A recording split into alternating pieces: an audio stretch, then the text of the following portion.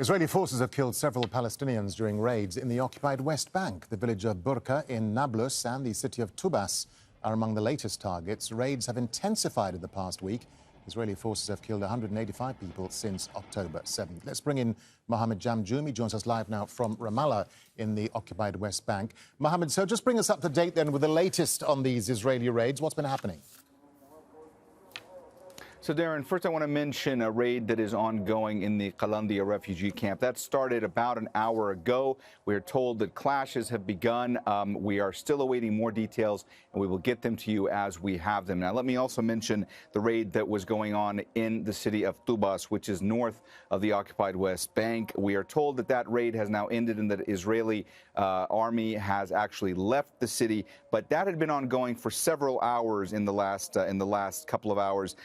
We were told that there were many Israeli vehicles as well as Israeli armed bulldozers that had entered the city, that there had been armed clashes, intense armed clashes over the course of several hours, that there were explosive devices hurled by Palestinian fighters towards the Israeli army members that were there in the city, and that as the Israeli army was entering the city earlier in the evening, that residents had set tires on fire to try to keep those Israeli army vehicles from entering the city. Now, also, I want to mention Nablus, the village of Burqa.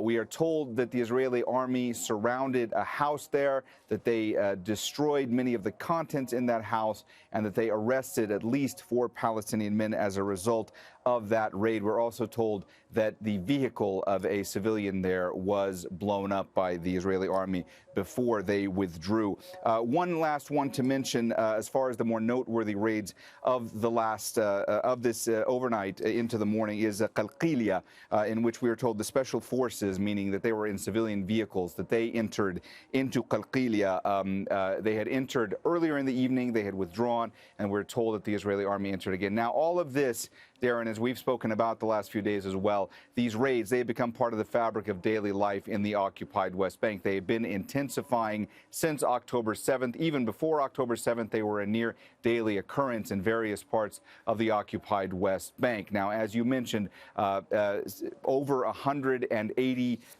Palestinians have been killed as a result of these raids in the last several months, well, actually since October 7th, but this was already the deadliest year on record for Palestinians across the occupied West Bank. Darren? All right, Mohammed Jamjoom, live for us there in Ramallah. Mohammed, thank you.